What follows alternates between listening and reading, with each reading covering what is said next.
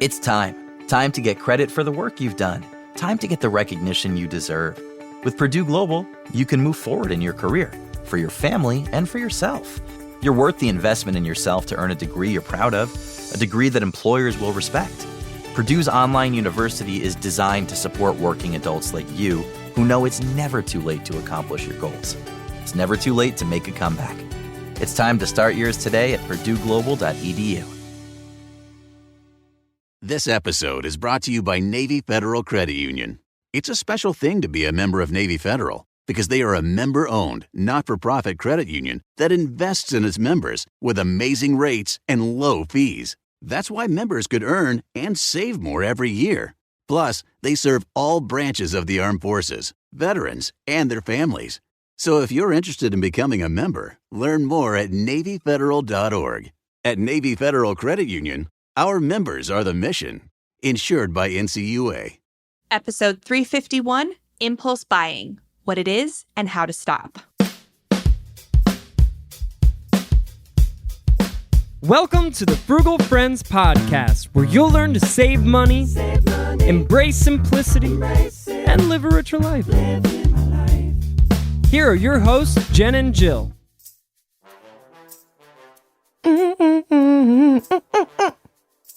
Welcome to Frugal Friends podcast. My name is Jen. My name is Jill. And today we are talking about one of your favorite topics, a topic that you ask for over and over again, impulse buying, impulse shopping, impulse purchases, basically just unplanned purchases.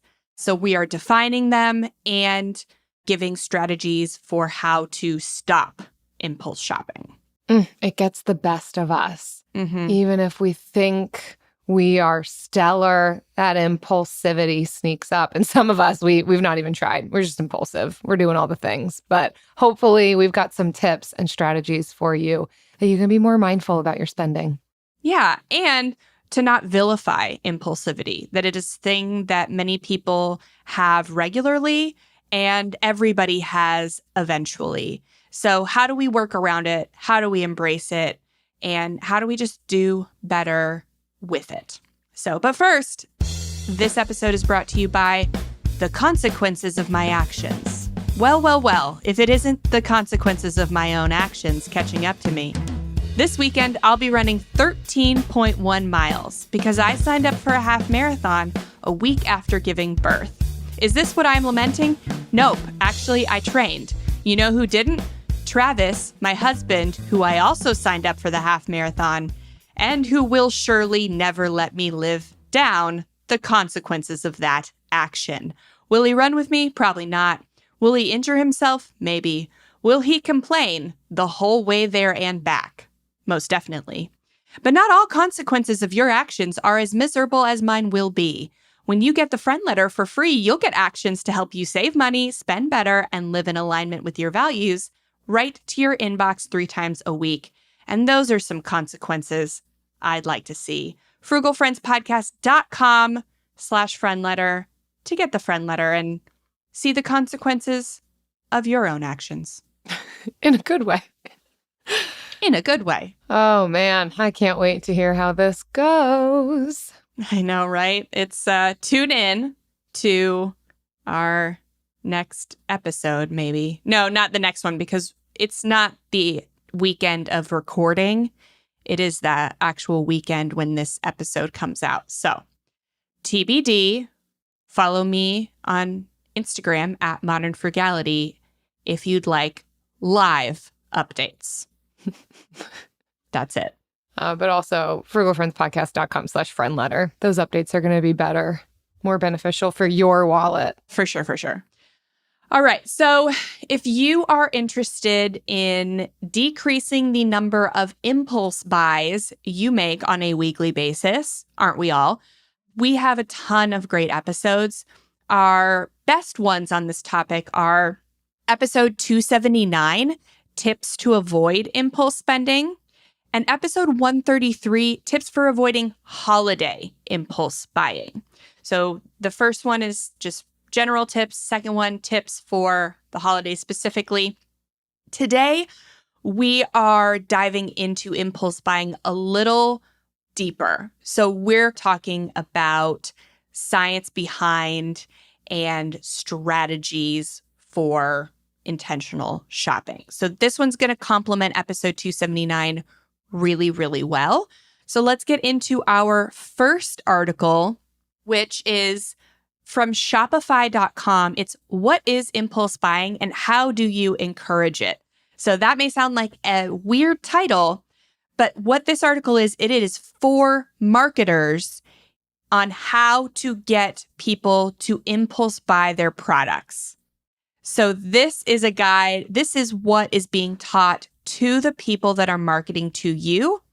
And we're going to share it with you and talk about it so that you understand when and how and why you're being marketed to, and use that knowledge to fight off the urge to impulse buy.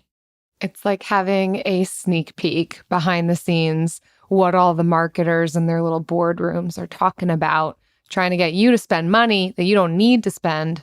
But we'll talk about that. Sometimes you can spend and it's no big deal. But first of all, what is an impulse buy?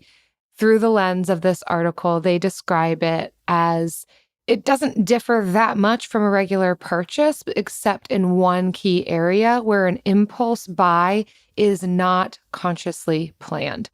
Compulsive buying happens in the spur of the moment. It can be hard for any one individual to control, and it can be very heavily affected by emotional states, ranging from anger to joy. Anyone listening might be able to relate to that, the times that you have bought impulsively. There was probably a degree of high intensity emotion happening for you, maybe on that spectrum somewhere. And so then it goes on to describe some of the science behind buying behavior. They reference this kind of first review study that suggested that many shopping behaviors are correlated to a number of factors, including personality traits, buying beliefs and attitudes, sociocultural values, demographic factors, and all of these are linked to both internal and external factors. So internal factors being those emotions that we were describing, kind of the thoughts and feelings happening inside of us, as well as external factors, which can be the environment, what's happening or has just happened around us, can be one of the things that contributes to us impulsively purchasing something. We might call this self-gifting or retail therapy, and maybe shopping as a way to manage mood, which might be done intentionally. I am not feeling great. I'm going to the store, but not necessarily having an idea of what exactly you're going to buy. And it just kind of leads to whatever strikes my fancy is what I'm going to put into the cart. Yeah, it's treat yourself mentality. I don't know how many impulse purchases have resulted from that one GIF or one meme, one scene from Parks and Rec. But I have to venture to say it is quite a lot.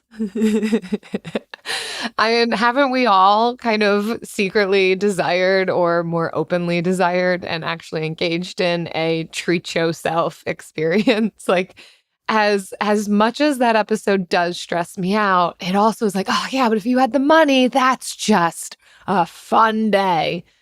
But for many of us, but it was a day. I think people forget that in the show, treat yourself was one day a year. And now we use it to justify our impulse purchases every single day. Yes. Well, so then they go on to give an example, one from social psychologist Wilhelm Hoffman. Talks about how impulses emerge through the activation of the associative cluster in long-term memory in close interaction with perceptual stimulus input. That's a lot of words. Here we go with an example. So let's say you love cake and you see one at a bakery. For me, it's probably going to be a donut, but I'll keep going. Your brain activates a series of urges, desires, and impulses to eat. These urges are stimulated by external stimuli like the cake, the donut, how it looks. the smell, all of our senses are going, and you buy the cake without thinking about it. And so this social psychologist explains that because of your past experiences with cake or donuts or hot dogs, I mean, I'm just going to keep adding food in, your brain forms these cluster of links that A, the concept of cake, B, has a positive effect generated by the cake, leading to C, the repeated patterns of behavior that led to the positive effect. And so it's just this connection that our brain makes, which is very good. It allows us to be so efficient. It allows us to do many things on autopilot and muscle memory that does benefit us. I mean, think about the times that you've brushed your teeth without even needing to think about it. It's related to this thing where we kind of have this automatic, I'm about to go to bed. This is what I've done since I was 6 years old. And so this is what I'm doing now. But then it can have this kind of not so great impact on our finances if we weren't planning on buying that cake, donut, hot dog, that it's just kind of this muscle memory. We do it subconsciously. We almost do it without thinking about it because we feel helpless to the delicious cake. And this then happens in almost all areas of spending. It doesn't have to just be food. It's whatever association. And that goes back to the kind of social psychological behaviors of what we associate shopping or buying to. And again, when our emotions are at play, we can have an association that buying this thing is going to make me feel better, or buying this thing is going to further how great I currently feel. You could be on any end of that spectrum, but it can be almost even this coping mechanism that leads to some of that impulsivity. So Jill talked a lot about food. So let's talk about some real data from Slick Deals. And they covered impulse spending product categories. So we'll talk about the top 5 categories where most people are prone to impulse purchases. Ooh, they give 2 lists, pre-pandemic and post. Yeah. I know. Well, they have a pre-pandemic and also a post-pandemic, but we're back to pre-pandemic spending, according to the economy and whatever the people say about that. So I'm just going to go through the pre-pandemic one.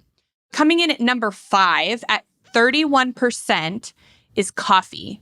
So 31% of impulse purchases. I don't think that all this definitely doesn't all add up to 100%. So I don't know what the 31% is. It's coffee. Coming in at number 4 is household items. And you can use this data to help yourself and know that, okay, looking at my 90-day transaction inventory, let's first do a sweep of coffee. And now let's do a sweep of household items that I've purchased to see how prone you are to each of these categories. The third, this was shocking to me, vehicles. It's shocking. Vehicles. Ooh. Yeah. People are impulse buying vehicles. Who would do that, Jill? Who would do that? Oh, I almost did that. This is so funny. Did. I feel so called out. Literally last weekend, we didn't do it. We almost impulse purchased a vehicle. And I thought that was wild. I'm not alone though. No, you're not. And I have some ideas about why, and we'll talk about those later. But coming in at number 2 is clothing. And then at number 1, nobody will be surprised. The number 1 product category that gets impulse purchased is food and groceries, which is why we do so many episodes on this show about meal planning, meal prepping, grocery shopping, saving money on takeout and all these things, because this is the number 1 place where we impulse spend. And of the big 3, our biggest 3 expenses in our monthly budget, housing, transportation, food. So apparently people are impulse buying transportation too now. Yeah. When is it going to be impulse purchasing houses? Like I joke that we don't do that, God, but maybe we do. No, You kind of did. Nobody in this economy. Yeah, Gosh, that's true. nobody. If you want to know what the number 1, the reason I didn't read the post-pandemic list is the number 1 impulse spending category on that one is cleaning supplies. And I just don't think that that's relevant anymore. Yeah, no, you're right. That was mid-pandemic. That was in the thick of. Yeah, I don't know what they were saying post-pandemic, but this list is definitely, I would say, accurate. From the requests we get for episodes, and we've literally done all 5 of these episodes multiple times. Even we have a coffee episode just on coffee. But it will be to your advantage to think about these at least 5 categories and look at your 90-day transaction inventory. Maybe it's other things for you. Some other things on this list: books, takeout, technology, toys, all the T's, and shoes. Look at what you are most prone to impulse spending on and work on that first before you look at all of your impulse buys. Let's work on one big category first. And most likely for you, it's going to be food or groceries, food and or groceries. So definitely plenty of episodes to help you with that one category. So then the article goes into reasons that people impulse buy, kind of the top 5 reasons. And they're looking at this again from the perspective of what drives shoppers to buy instantly. So be aware, they're talking about us, and let's see what we can learn and what we can shift to just be better informed and equipped in our spending. But the first is that feeling of getting a deal. I can recognize this in myself, that impulse buying doesn't always mean spending an entire paycheck on fancy luxury items or products. People also buy things because they feel it will just save them money in the long run.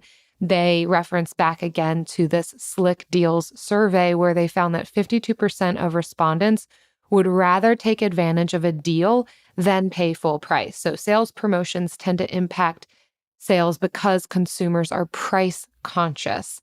Most of us are. Not many of us are loving the restaurants where they don't put prices next to the wine. We know that just means it's unaffordable, and I don't mess with that. Too rich for my blood. We are more likely to buy products, buy things, even buy services that are seemingly offering greater savings. I will say, this is my own addition, I think sometimes we may not even be totally aware of what is the going rate for this. Just if a store says, at this store, it used to be this and now it's this, sometimes that can even work. Just to see that slice through the original price, the red sticker on it, and now it's less money than what somebody might have spent, that can trigger some impulsivity of, and probably even a bit of scarcity of when is this deal going to come around again? There's a lot of things that can play into that, but just that I'm getting a deal, therefore I'll spend it right now. I want to create a movement with merch. Every good movement has merch. And I want it to be, I pay full price. Like, that's what I want the shirt to say. I pay full price. Because I think if you can change your mentality from always wanting to get a deal to I am willing to pay full price, you no longer fall victim to sales marketing.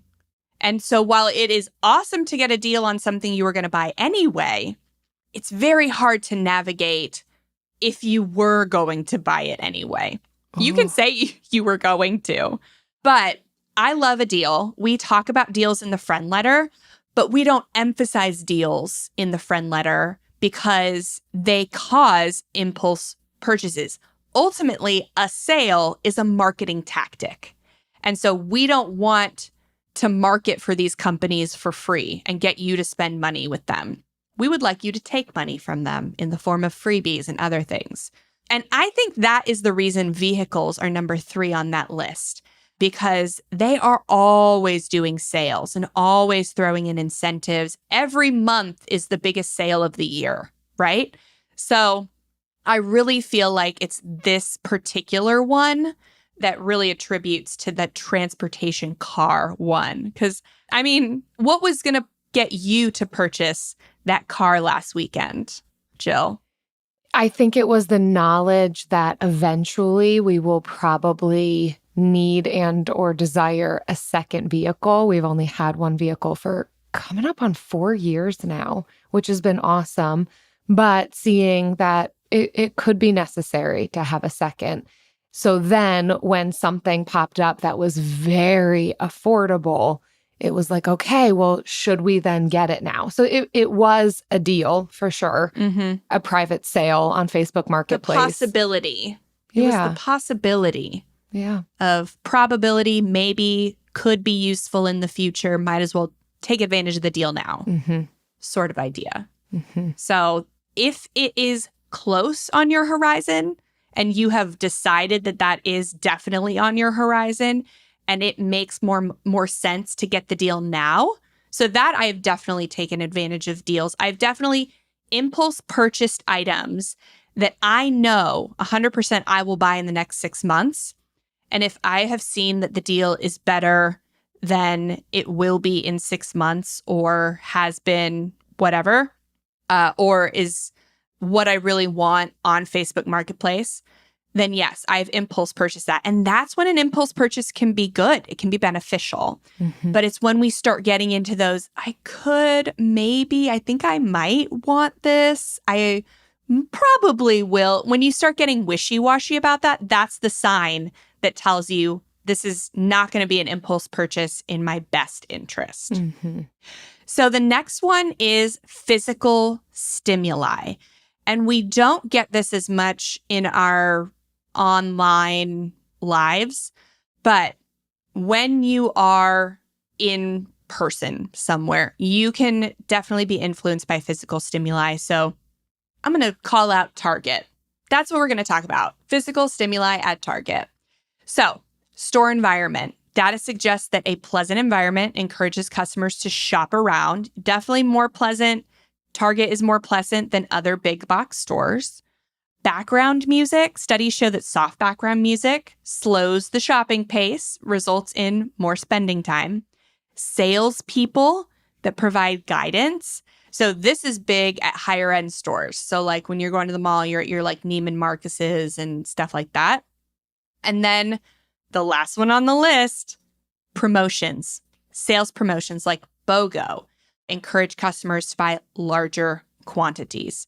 Free vouchers, refunds, free sampling, gift backs. Those are all known, proven to impact and increase impulse buying. Yeah, I don't go to Target. I have an unpopular opinion that I just don't care for it there. And maybe that's because I don't want a nice environment. I want in and out. I don't care about the music or whether or not there's trash on the ground. But I can say when I am in a cute boutique shop, yeah, sometimes this happens to me. I actually recently saw a reel of somebody, I think they called it the trash test, that if they found something that was just staged really well in a store, I think that they were primarily talking about Target. You know, they're at the Joanna Gaines section where everything is just staged really beautifully. It looks really lovely. They'd pick an item that they think that they're about to purchase and take it over to the trash bin aisle, like where you'd go to purchase trash cans, and see whether the item still looks good there. And they were kind of joking about how this is going to be what it's like to take this thing back to your house. Like, it looks really pretty in the like staged Joanna Gaines section, but like, what's it actually going to look like in your house? And so if the item still holds up in the trash can section, like it still is really cute, then okay, maybe you've put it through the test. And if not, then no, don't bring it back to your home. It was really interesting. Like she showed a couple of different items. Like, here's what it looks like in this pretty section of Target. And here's what it looks like next to trash cans. And it really did reveal the true quality of the products. It was like, oh yeah, that thing is not as cute as it was in that other section. So there you go. There's just like a hot tip about environment. There's how to cut down your home decor purchases right there. Yes. The third reason that we can impulse buy, one of the top reasons, is just that feeling of instant gratification. Many of us can experience that rush of emotion. It might even be a version of stress, which can be excitement about making this sale. We might feel a little risky, and we like that. Wherever you find yourself, that instant gratification, or even it might calm some stress or anxiety that you were feeling. to be able to shop around the store and then purchase this item and get that immediate rush of this is now mine and I have this thing that I've been looking at, can be a reason to impulse shop. Whatever we are being sold or we are telling ourselves about the purchase of that item, like this is gonna solve so many problems, this is gonna make my life better in this, and that way. This is going to make me feel so good right now in this moment. I'm feeling sad. I'm feeling down. I'm feeling happy. I'm feeling treat myself. And just the seeking of instant gratification can be why we pull out our debit card or credit card and just get the thing. Yeah, I feel very called out by this one. It says, think about the last time you needed to finish a task, but you found yourself browsing Amazon for hours, or wanted to eat more veggies only to order wings from Uber Eats. And I feel offended. Do you think that they are watching you at night? They've got cameras in your house writing the article based on what they're seeing? No, because I don't use Uber Eats, but I do eat wings. So the article really emphasizes that your brain battles between short-term rewards and long-term rewards. And when a shopper in your store, quote unquote, your store, sees something they need, the logical part of their brain tries to reason with them. And God help me if I haven't experienced the same thing. It'll say, saving the $35 would be good for their bank accounts, and they don't really need the shirt. While the emotional side doesn't think about the future, it just sees instant gratification as the ultimate reward. And it depends on which side wins. So consumer research suggests that shoppers are more likely to spend in stores. So when we're in the store, usually the emotional side wins out. And then in the online, the opportunity to put it in the cart and forget about it. So more often your logical side can win. But when we're talking about frequency of attending an actual physical store versus the opportunity to shop online, gosh, you can access a store from your phone all day, every day.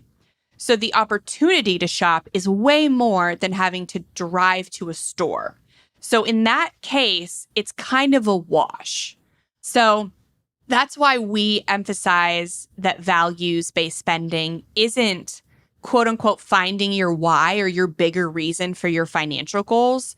We have to figure out these short-term rewards that are more important, these short-term internal motivators that will win out in a battle of your logical and emotional brain. So short-term things that you're saving for, like on a weekly basis, I'm not going to buy this coffee because I want to be able to buy an appetizer at dinner on Saturday. Or negotiating with yourself, I am going to buy this latte and I will not buy the appetizer at dinner on Saturday. So again, where the impulse purchases aren't necessarily bad, but you have to make these trade-offs in the short term to battle this very thing, the instant gratification. AI might be the most important new computer technology ever. It's storming every industry, and literally billions of dollars are being invested. So, buckle up. The problem is that AI needs a lot of speed and processing power. So, how do you compete without costs spiraling out of control? It's time to upgrade to the next generation of the cloud, Oracle Cloud Infrastructure, or OCI. OCI is a single platform for your infrastructure, database, application development, and AI needs. OCI has 4 to 8 times the bandwidth of other clouds, offers one consistent price instead of variable regional pricing. And of course, nobody does data better than Oracle. So now you can train your AI models at twice the speed and less than half the cost of other clouds. If you want to do more and spend less, like Uber, 8x8, and Databricks Mosaic, take a free test drive of OCI at oracle.com/strategic. That's oracle.com/strategic. oracle.com/strategic. We know New Year's resolutions often don't stick. In fact, on average, they last around 30 days. So if saving money is on your 2024 resolution list, Here's a foolproof way to stick to yours. Switch your phone provider to Mint Mobile. For a limited time, wireless plans from Mint Mobile are $15 a month when you purchase a 3-month plan. That's unlimited talk, text, and data for $15 a month. For those of you paying close to $40 a month for just one phone line, this means a savings of $300 over the course of the year. We especially like Mint because all plans come with unlimited talk and text and high-speed data delivered on the nation's largest 5G network. To get this new customer offer and your new 3-month unlimited wireless plan for just $15 a month, go to mintmobile.com/frugal. That's mintmobile.com/frugal. Cut your wireless bill to $15 a month at mintmobile.com/frugal. Additional taxes, fees, and restrictions apply. See Mint Mobile for details. So speaking of ways now that we can utilize this information from that first article and the knowledge of what leads us to impulse shopping is how can we stop impulse buying and purchase more intentionally? So the second article comes from Balance Through Simplicity, and they're talking to us about just that, how to stop impulse buying and purchase more intentionally. We'll go through, I think, the majority of these tips. The first tip that they give is avoid the shops altogether to prevent impulse buys. So it is difficult to buy something on a whim when you're not even in the store to shop or make that purchase. So if you are identifying that this is an area that you are having a lot of struggle in controlling, shifting behavior, we are not going to advocate long-term, never go to the store. That's an extreme. You can't live life that way. But in the immediacy of training yourself differently, finding new coping mechanisms, learning more about yourself and what leads you specifically to impulse buy, we are absolutely going to interrupt the cycle by just not going to the stores altogether. And a lot of that does have to do with physical presence in the store. As you, Jen, had mentioned in that first article, that it just being in the store can make a big difference on our impulsivity. We are much more likely, especially if the environment is really beautiful, soft music's playing, to impulse buy than we might be even online. I'm not saying that there's not impulsivity that happens online, but there's also something to just physically being in a store. So we can't just stop a behavior, though, especially one that is feeding us in some way or is some version of a coping mechanism, even if it's not meeting the need all the way. We need to replace it with something. So they are suggesting when you are wanting to go to a store, instead, just go for a walk elsewhere. This could be outside, maybe someplace inside, but not at a store. Go for a walk, get some exercise, move your body, allow yourself to think about something else and not even be kind of tempted by just the things that your eyes see. You could also, if it's kind of that satisfaction, that treat yourself that you're looking for, consider ways to get that at home or for free, like giving yourself a manicure or pedicure at home, getting together with a friend, just talking with a friend on the phone, watching your favorite show or cute videos of animals. You could journal. Find what works for you. This is not obviously an exhaustive list, but the first step is not going to the store itself, but you have to then follow it up with what will you do instead? Otherwise, it'll feel like complete deprivation and it won't be sustainable. Yeah. So that's the habit loop, right? In order to break a habit, you have to make the cue invisible, i.e. don't go to the store, but you have to place it with something just as attractive. So in addition to physical stores, I see this driving to work. If you're prone to stopping at Starbucks to get breakfast or Wawa or what have you to get breakfast and a coffee, try taking a different route to work for a couple weeks. If that's not available, then take the apps off your phone. Don't allow yourself to purchase on an app. It's not a long-term strategy. It could be. For a lot of us, it won't be a long-term strategy, but it is a good detox. And I would say this is another reason why you're doing a 90-day transaction history is really important, so that you can see the places that you are prone to impulse spending, like the physical places. So Maybe you impulse buy something on Amazon. What were you doing when you were making that purchase? Where were you? What had just happened? Think about not just the purchase, think about the environment and all of the cues and triggers surrounding you when the purchase was made, and try to replace that action because you were trying to meet some kind of need by doing the impulse shopping. How can we replace that action with something that will be more suitable and actually meet the need more? So like when I had my first son, I went to Target a lot, and it was really just to get out of the house. That's what I really needed. And it was too hot outside to go for a walk. I mean, that's a great suggestion if the weather is nice. But honestly, I just needed to be out of my house. And it was either that's the only way the kid would sleep is if they were in the car seat, in the car. So I'm driving places, right? Where do I go? I'm going to Starbucks. I'm going to the drive-through Taco Bell. I'm going to Target. So I had to distill it down to figure out, okay, what was the actual goal? The actual goal wasn't that I wanted to be at Target. The goal was that I wanted my kid to sleep. So that's when I started.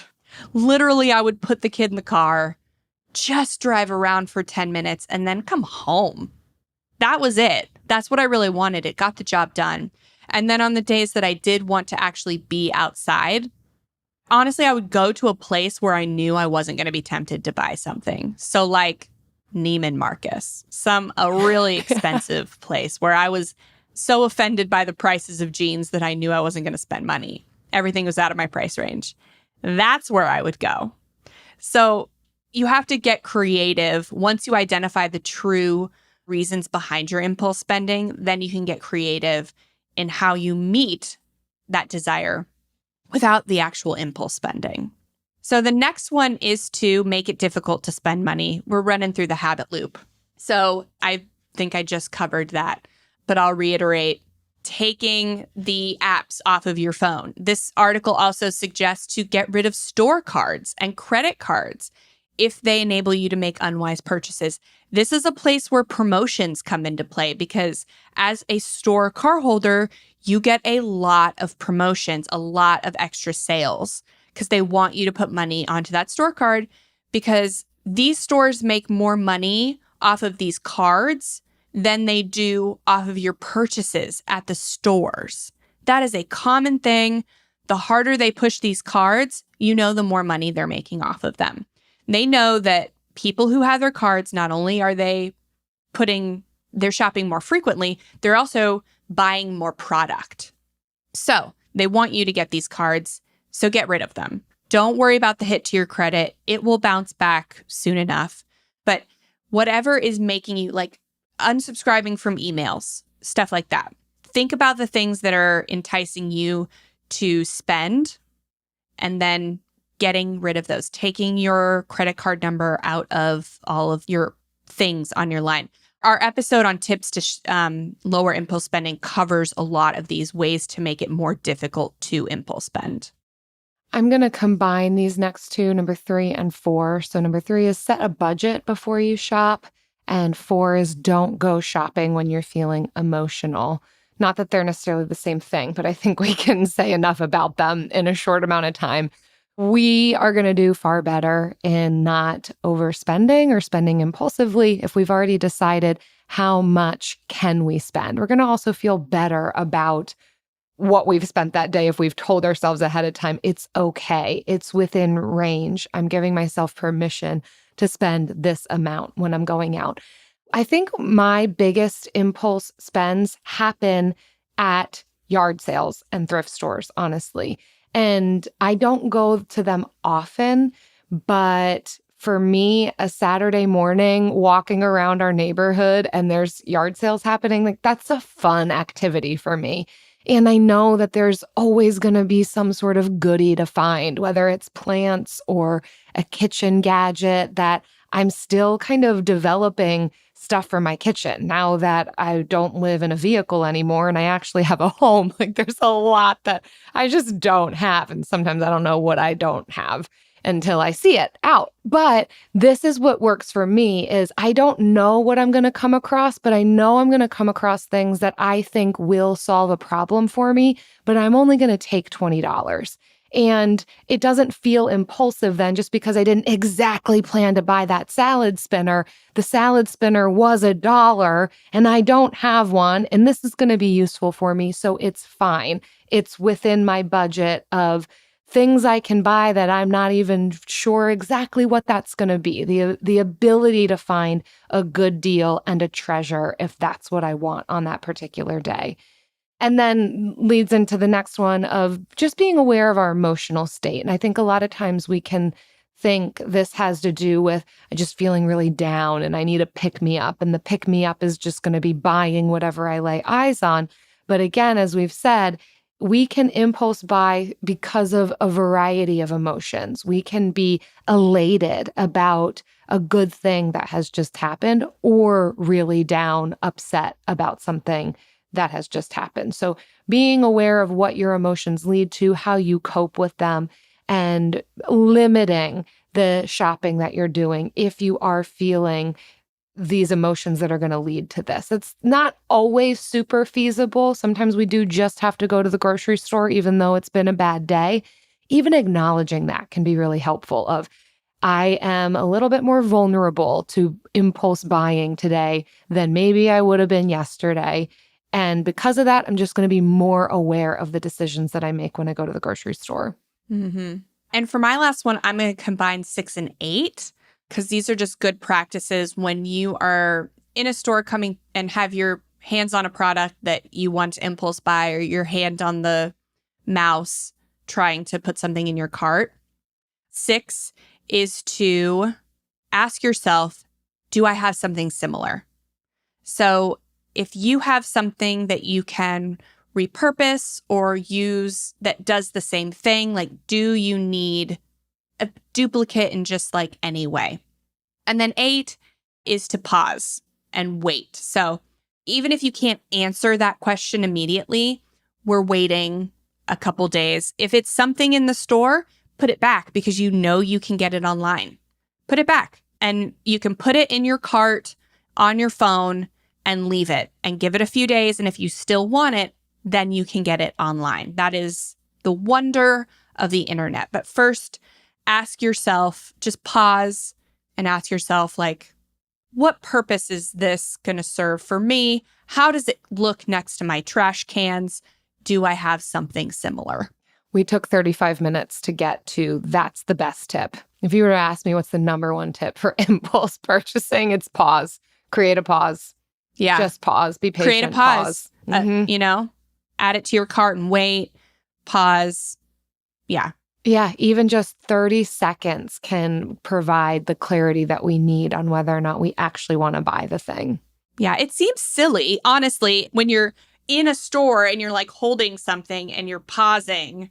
It feels silly, but lean into the silly feeling. Because the silly feeling is helping you save money.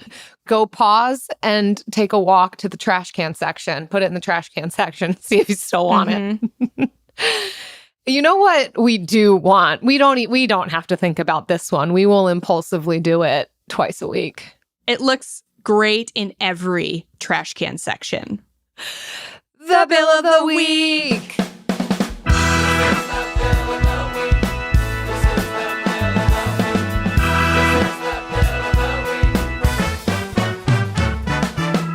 That's right.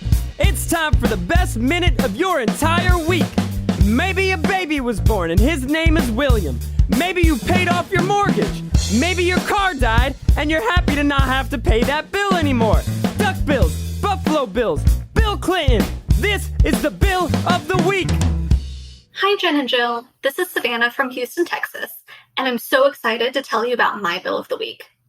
I recently earned my PhD in biochemistry and cell biology, and I wanted to print out my dissertation so my parents and I could have a nice bound copy of it. Looking online, I saw it was going to cost around $200 to have 2 copies of this over 100-page document printed in full color. So I had the genius idea of printing most of it in black and white, and then separately printing the only 23 pages I needed in color.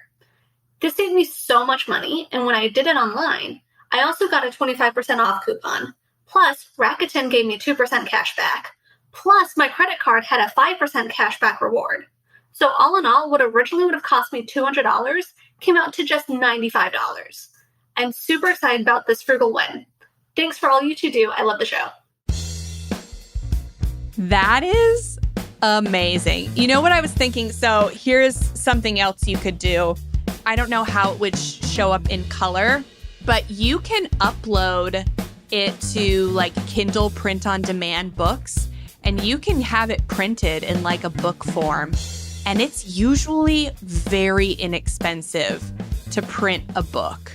I don't know how many words your thing is, but like it can cost less than $4 to print like a 20,000 word book.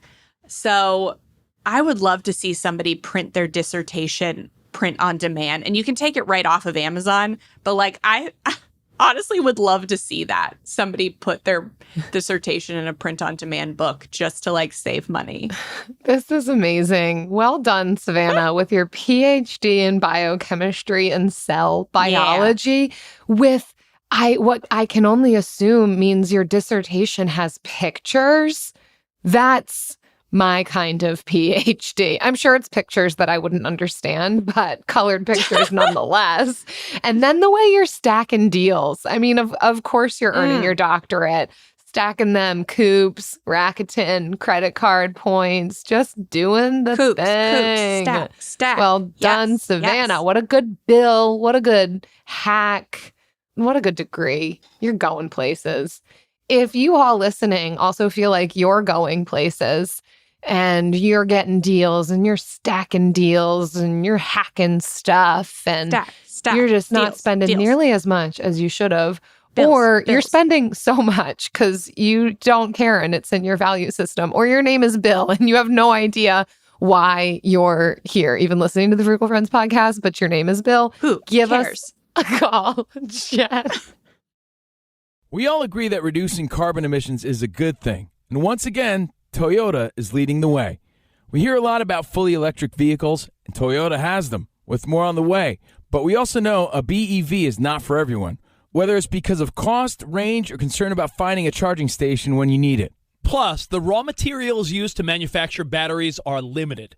Enter Beyond Zero, Toyota's vision for a carbon-neutral future, in vehicles and in manufacturing plants, too, in the years ahead. The materials used to make just one long-range battery for an EV could be used to make batteries for 6 plug-in hybrids or 90 gas-electric hybrids. That's why Toyota's position today is electrified diversified, empowering you to choose how to reduce your own carbon footprint with the vehicle that's right for you. A hybrid, plug-in hybrid, or battery EV. So shop, learn more, and get details at toyota.com/beyond zero. Toyota, let's go places. It's never too late. Never too late to earn a degree. Never too late for a comeback. Between your busy career and taking care of a family, it can feel like there's never a good time to go back to school. But your time is now. Time to start your comeback with Purdue Global. As Purdue's online university for working adults, Purdue Global is dedicated to supporting adults like you who know it's time to earn the recognition you deserve. You have the experience, you have the knowledge, it's time to get credit for the work you've done. You can balance work, family, and everything in between while earning your degree. It's time to move forward in your career, for your family and for yourself, with a degree you're proud of, a degree that employers will recognize and respect. You're worth this investment in yourself to earn a degree you deserve. It's never too late. Never too late to go back to school and come back stronger with an education you can trust. Now is the time for your comeback. Start yours today at purdueglobal.edu. So frugalfriendspodcast.com/Bill. We are unhinged and ready for it. And now it's time for the lightning round. The lightning round. Pew, pew. Pew, pew, pew, pew. All right. So today's lightning round. Have you ever turned an impulse purchase into like a valuable possession? Or have really, what is an impulse purchase that you do not regret making? That you not just don't regret, but are glad you made? Every single one of them. Is that a bad thing to say as a co-host of Frugal Friends podcast? Let's unpack that. Okay. I may not totally stand by that. I'm unhinged. It's, we're into the second half of the show, so you never know what you're going to get. I've given you permission to leave your body, for your mind to leave your body. So 100% the spiral staircase. Many of you have heard about this already, but actually a very similar experience to what just happened this past weekend with the almost car purchase. But Eric, my husband, and I have been in the midst of renovating our home for the past 3 years. About a year into our renovation, we're in high spend mode for sure. We had money set aside to just totally gut and redo this place. And he comes to me with a picture on Facebook Marketplace of a spiral staircase that someone is selling, and thinking, oh, wouldn't that be funny? And for me, I'm like, no, actually, that's a dream come true. Can we do it? And so impulsively, yes, we did it. Went to this place. We had to uninstall the spiral staircase from their second story balcony and then install it at our house. But it is a feature of the outside of the property. Everyone who comes over does comment on it, mostly because they think it leads somewhere. It just goes to the roof. They're like, what's up there? What's with the spiral staircase? Where does it go? And we're like, the roof. That's it. It just goes to the roof, but it looks awesome. And I have no regrets about that. Granted, we didn't spend a ton of money on it. That does help in whether or not I'm going to regret it, is how much I spent on it. Oh, here is ones that I regret. I'm changing the way that this question's being asked. Well, some you don't regret, some you do regret. My regrets are lipsticks and lip glosses. It's like the purchase that I can't seem to get right. I will buy a lipstick thinking, I like that color, but obviously you can't try it because I'm not going to the beauty stores. I'm getting it off the shelf at Walmart and it's in plastic and you can't try it before you buy it. And then I get in the car, put it on, instantly realize, no, that doesn't look good on me. And now what to be done? I can't return it. So I am minimal in every single area, but I've got a handful of lipsticks that I probably will never wear. I tried it once, didn't work. I regret those impulse purchases. Well, now... I know. Are we going to spoil it? In 2 weeks, if that sounds like you, then we have an episode for you. Just stick with us in 2 weeks. We solved it. We've got something. Because I also have the same issue. I have a handful of lipsticks that just don't look good on me. And I bought them because they look good on somebody else. Yep. We solved that problem, though. So stay tuned. We solved that problem. Yes. Yes. I love your spiral staircase. I mean, I'm sure Eric did not think you were going to go along with it because it was so soon after the indoor water feature debacle. Well, we never did purchase an indoor water feature. He still wants one. Right. Yeah. He wants a water feature like Eric nobody's business. Very much wants an indoor water feature. And that's not aligned with Jill's values. I would say, gosh, my first inkling was, my best impulse purchase was having a second child was kind of an impulse decision. Right? I can't say my second son was my best impulse purchase, though he does cost quite a bit of money. Yeah, I mean, it costs money to have him, so yeah. I say it counts. My worst impulse purchase was this house that we currently live in, that we are renovating. I would say my best impulse purchase was our other house that we left.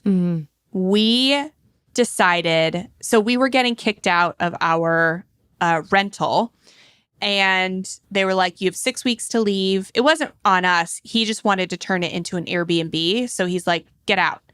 And we were on a month to month, so he could do that. And so we just decided, you know what? We don't want to rent anymore. We want to buy a house.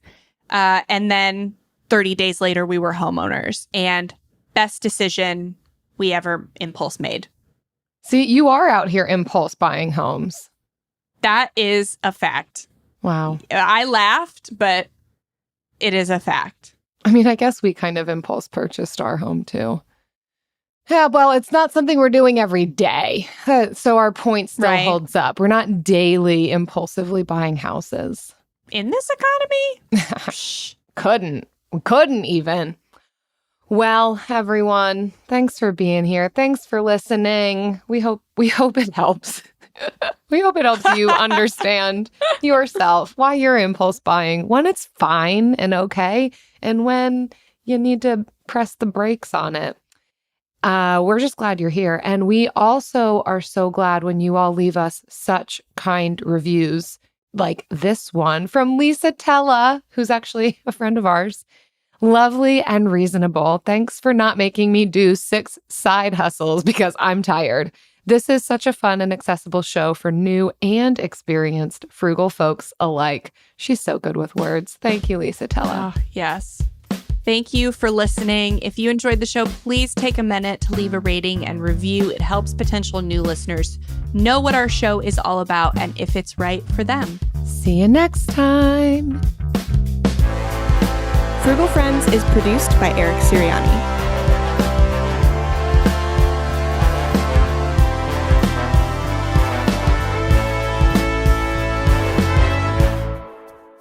Jill, this morning I had a 4-mile training run. Whoa. And I forgot my phone at home, which is troublesome because my phone also has my driver's license and my credit card in it. Yeah. But most troublesome because it has my music on it. And there's nothing worse than silent cardio. So I know that I'm rolling up to the... I'm rolling up to the gym. I was going to just go home. I was like, I can't do it. I can't. There's just going to be the Hallmark movie channel. They're going to be playing Reba in silence. And I don't know what's going on in that show. I can't run 4 miles on Reba.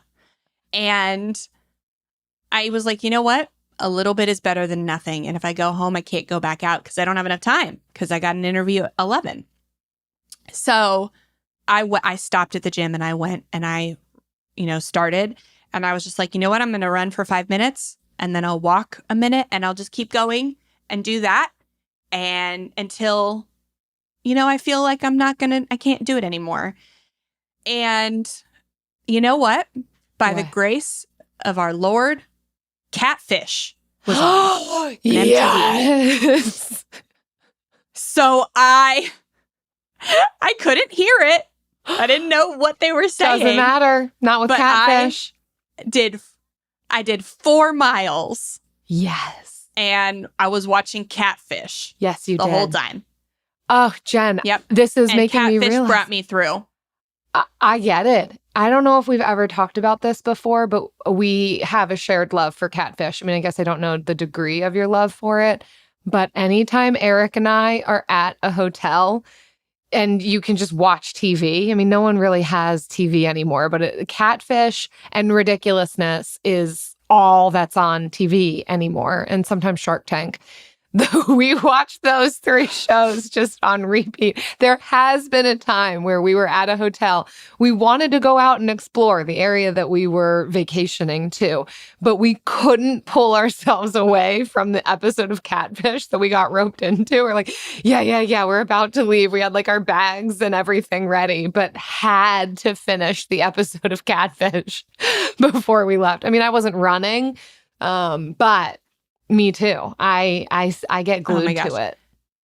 So I actually hate ridiculousness. I think that show is the scum of the earth. No, but I love you watch your mouth. Oh yeah, it is. I love Rob Dyrdek. Catfish is out here saving people. Like it's helping people. It is a service to the world. Yeah, it's very good. It's probably the best thing on MTV at this point in time. But in the year Rob of our Lord, Dyrdek is just... Really? Oh my word, I think he's so funny. Yes. Mm-hmm. Wow. Did you ever watch Fantasy Factory? Nope, I don't know what that is. That was the show that he had previously on MTV. He used to be like a skateboarder. I'm not a big MTV girl. Mm-hmm. Yeah, I think I really enjoyed him on Fantasy Factory. And then when he had Ridiculousness, I just think he's so funny. I think his transitions are so good. Really, he's my inspiration for my personality here on our show. So I don't know what to tell you. Okay. I didn't know it went that deep. I guess maybe I just haven't given him enough of a chance.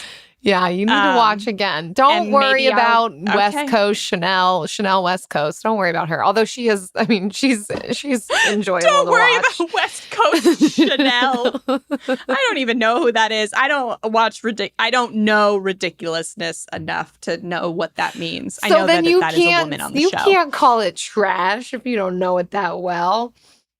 Take it next to the trash cans and then decide. And see. Will do. With the best all-inclusive vacation deals to Mexico and the Caribbean, booking your getaway with Cheap Caribbean Vacations means you have more freedom to do your deal. Whether you want to enjoy snorkeling, endless margaritas and more, or simply soak up the sun and sand in a tropical paradise, Cheap Caribbean Vacations has your deal for that. Plan and book the exact getaway you want at exactly the right price for you by using our exclusive budget beach finder. Or find a featured all-inclusive package to Iberostar Hotels and Resorts and do your deal at cheapcaribbean.com. Bring home Napoleon. Destiny has brought me here. The action epic from acclaimed director Ridley Scott. What is your name? Napoleon. You are the greatest leader in the history of the world. Witness the rise. You are nothing without me. Of the legend. Starring Academy Award winner Joaquin Phoenix and Vanessa Kirby. I'm the first to admit when I make a mistake. I simply never do. Napoleon. Buy or rent on digital now. Rated R.